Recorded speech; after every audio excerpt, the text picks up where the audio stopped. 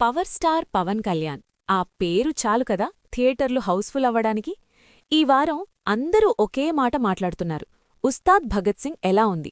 పైసా వసూలా లేదా డిసప్పాయింట్మెంటా?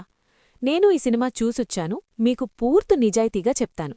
కట్టుకథల్లేవు, స్పాయిలర్లు లేవు, కేవలం నిజమైన రివ్యూ. స్క్రీన్పై ఉండండి. ముందు కథ గురించి మాట్లాడుకుందాం, స్పాయిలర్లు లేకుండా. తెలంగాణ ముఖ్యమంత్రిపై దాడి జరుగుతుంది. ఆయన చికిత్స కోసం సింగపూర్ వెళ్తారు. ఈ పరిస్థితిలో నల్ల నాగప్ప ఆపద్ధర్మ సీఎం అవుతాడు. ఇప్పుడు ట్విస్ట్ ఏమిటంటే, నాగప్ప కుమారుడు అడవిలో తిరుగుతూ అనుకోకుండా suspended IPS officer Ustad Bhagat Singh చేతికి చిక్కుతాడు.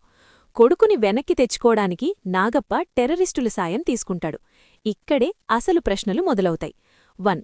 ఆపద్ధర్మ సీఎంకి టెర్రరిస్టులతో సంబంధం ఏమిటి? 2. భగత్ సింగ్ అతన్ని ఎందుకు వదల్లేదు? 3. హత్యాయత్నానికి గురైన సీఎంకి భగత్ సింగ్కి మధ్య లింక్ ఏమిటి? ఈ రహస్యాలే సినిమాని ముందుకు నడిపిస్తాయి.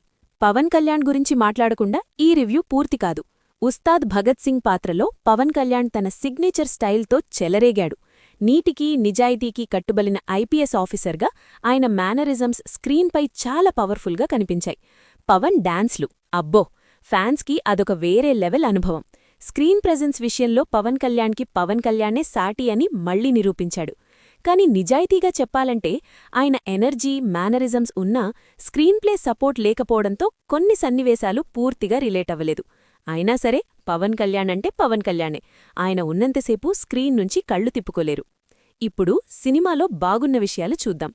మొదటిది దేవిశ్రీ ప్రసాద్ పాటలు. స్క్రీన్పై పాటలు చాలా బాగా వర్కౌటయ్యాయి. థియేటర్లో ఆ ఎనర్జీ వేరేగానే ఉంటుంది. రెండవది సినిమాటోగ్రఫీ. ప్రతి ఫ్రేమ్ చాలా పవర్ఫుల్గా తీశారు. అడవి సన్నివేశాలు చాలా విజువల్గా అనిపించాయి. మూడవది తమన్ బీజిఎం. సినిమాకి కరెక్ట్ మూడ్ సెట్ చేసింది. ఎమోషనల్ సన్నివేశాలకు, యాక్షన్ సన్నివేశాలకు రెండింటికి బాగా సెట్ అయింది. నాల్గవది సెకండ్ హాఫ్. ఫస్ట్ హాఫ్తో పోలిస్తే సెకండ్ హాఫ్ చాలా ఎంగేజింగ్గా సాగింది. రహస్యాలు ఒక్కొక్కటిగా రివీలవుతూ ఉంటాయి. ఐదవది శ్రీలీల. సెకండ్ హాఫ్లో ఆమె స్క్రీన్ ప్రెజెన్స్ పవన్ పక్కన చాలా బాగా వర్కౌట్ అయింది.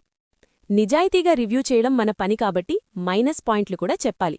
మొదటిది, కథ రొటీన్గా ఉంది. కొత్తదనం కోసం వెళ్లేవాళ్లకి ఇది కొంచెం నిరాశగా అనిపించవచ్చు. పూర్తి కమర్షియల్ ఫార్ములా కథే. రెండవది, స్క్రీన్ప్లే బలహీనంగా అనిపించింది. హరీష్ శంకర్ తన మునుపటి సినిమాలతో పోలిస్తే స్క్రీన్ప్లేపై అంతగా ఫోకస్ పెట్టలేదు అనిపిస్తుంది. మూడవది, ఫస్ట్ హాఫ్ స్లో. కథ ఎస్టాబ్లిష్ అవ్వడానికి చాలా టైం తీసుకుంది. కాస్త ట్రిమ్ చేసి ఉంటే మరింత క్రిస్పీగా ఉండేది. నాల్గవది, పూర్తిగా ఫ్యాన్స్ ఓరియంటెడ్. కేవలం పవన్ అభిమానులను దృష్టిలో పెట్టుకుని తీసినట్లనిపించింది. జనరల్ ఆడియన్స్కి మిశ్రమ అనుభవం. పవన్ కళ్యాణ్ హార్డ్ కోర్ అభిమానులైతే ఒక్క సెకండ్ కూడా ఆలోచించకండి, థియేటర్కి వెళ్ళండి, సంతోషంగా వస్తారు. కానీ కొత్త కథ, సరికొత్త అనుభవం కోసం వెళ్లేవారికి మాత్రం అంచనాలు కొంచెం తగ్గించుకుని వెళ్ళండి. అప్పుడు ఎంజాయ్ చేయవచ్చు. మన రేటింగ్ 3/5. పవన్ కళ్యాణ్ మ్యాజిక్ బాగుంది, కానీ కథ మరింత పదునుగా ఉంటే ఇది బ్లాక్ బస్టర్ అయ్యేది. మీరు సినిమా చూశారా? మీ అభిప్రాయం కామెంట్లో చెప్పండి. వీడియో నచ్చిందంటే లైక్ చేయండి, షేర్ చేయండి, మా ఛానల్ని సబ్స్క్రైబ్ చేసుకోండి. తర్వాతి వీడియోలో మళ్ళీ కలుద్దాం. జై పవన్ కళ్యాణ్. నమస్కారం.